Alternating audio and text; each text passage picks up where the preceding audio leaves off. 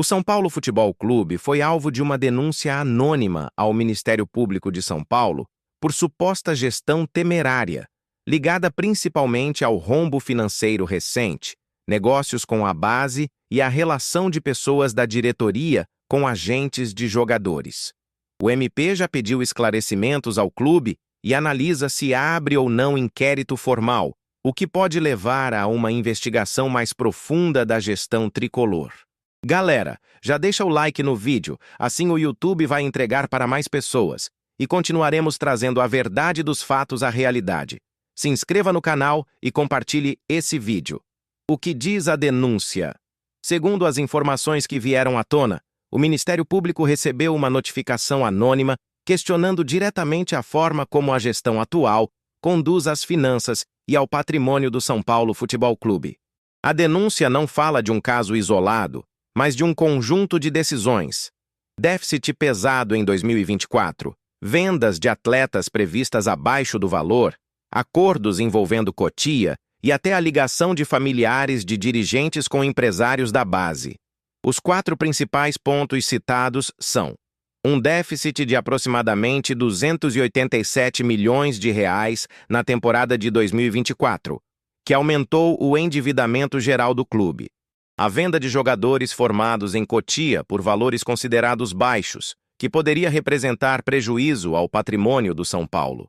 A tentativa de parceria com um fundo de investimentos ligado ao CT de Cotia envolveu a cessão de parte dos direitos sobre o centro de treinamento. A relação do filho do presidente, Júlio Casares, com um empresário que tem atletas na base tricolor, levanta suspeitas de possíveis conflitos de interesses. O posicionamento do clube. O São Paulo confirmou que foi procurado pelo Ministério Público e que respondeu oficialmente a um pedido de esclarecimentos. O clube afirma que entregou documentação, justificou cada ponto levantado e se colocou à disposição para qualquer nova informação que o MP vier a exigir. A defesa do São Paulo diz que a denúncia é genérica, não individualiza condutas específicas e não aponta claramente qual dirigente teria praticado gestão temerária, o que enfraqueceria a acusação nesse primeiro momento. Mesmo assim, o simples fato de o Ministério Público ter acionado o clube já acendeu um alerta na torcida e na política interna, porque mostra que a situação financeira e administrativa do tricolor saiu do campo da crítica de arquibancada e entrou na esfera jurídica. O que o Ministério Público pode fazer agora? Neste momento, o caso está em fase preliminar. O MP recebeu denúncia, analisou o conteúdo e pediu pedido para São Paulo.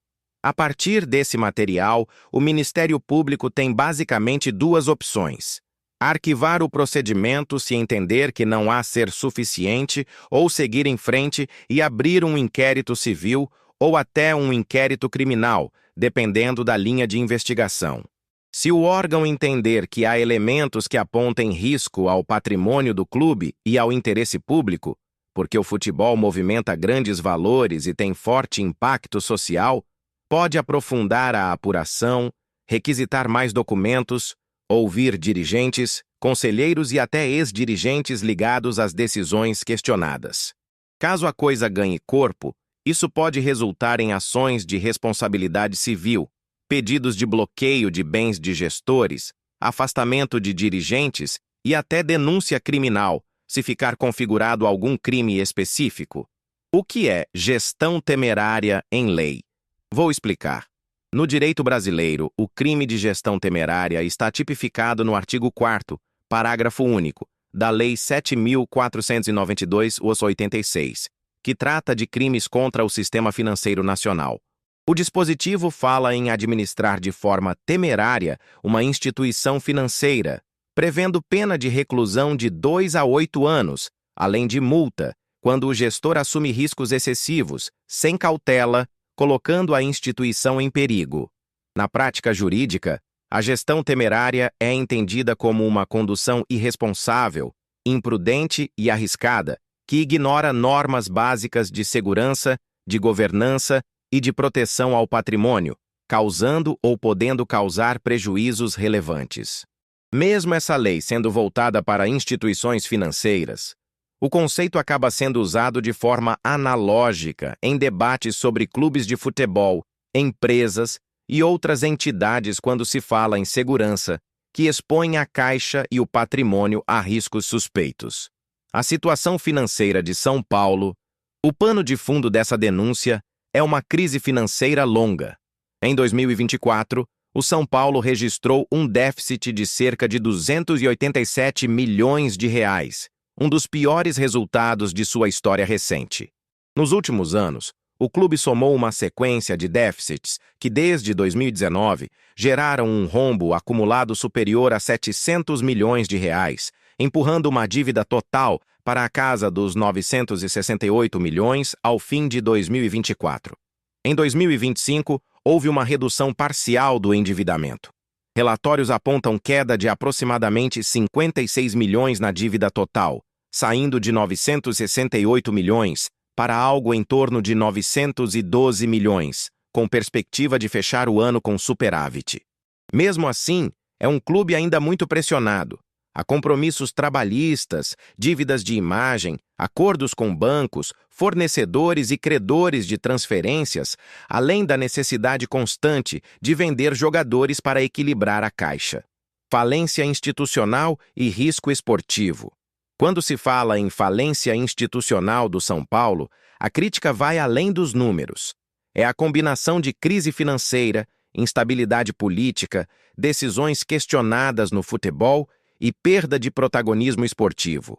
Conselho dividido, troca de diretores, pressão de grupos políticos, denúncias ao Ministério Público e dependência extrema da venda de jogadores mostram um clube que, internamente, parece distante do padrão de gestão que já o colocou entre as referências do país.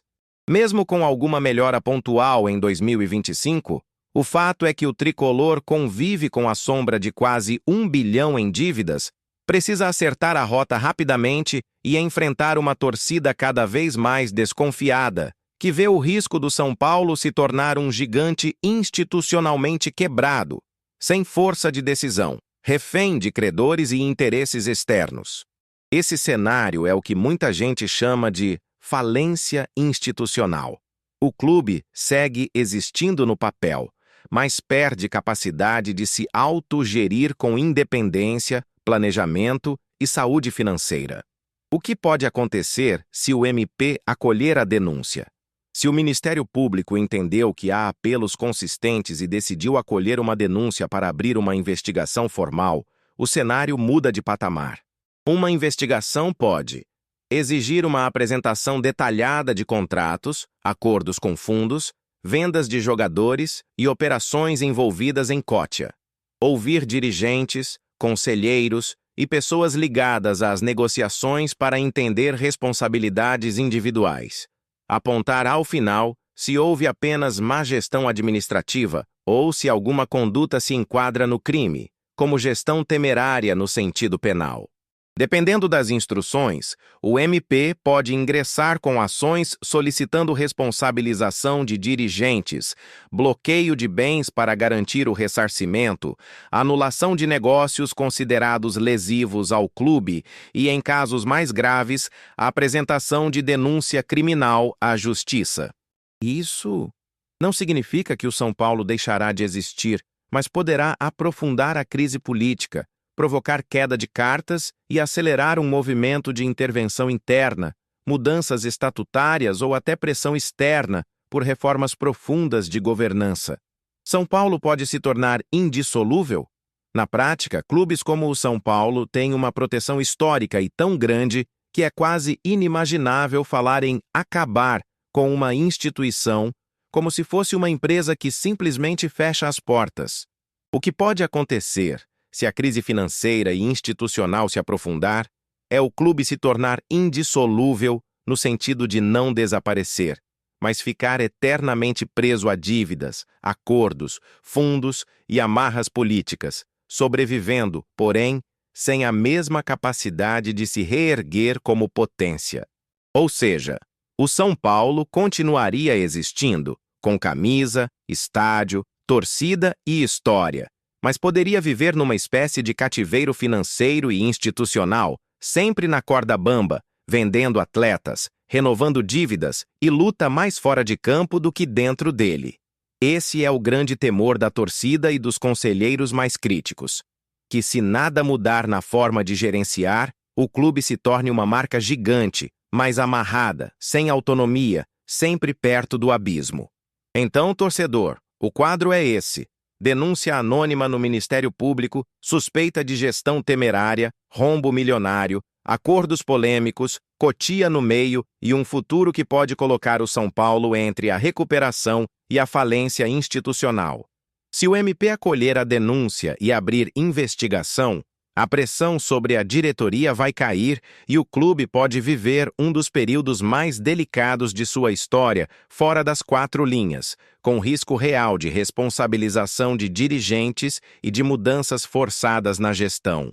A pergunta que fica para o torcedor é: o São Paulo vai conseguir se organizar, profissionalizar de verdade a administração e sair desse ciclo de dívidas e suspeitas, ou vai se tornar um gigante indissolúvel, preso às próprias decisões erradas?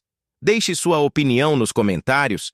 Diga se você acha que o MP deve investigar a fundo essa denúncia e se a gestão atual ainda tem condições de conduzir o clube. E não esqueça de se inscrever no canal para continuar acompanhando todos os desdobramentos dessa bomba nos bastidores do tricolor.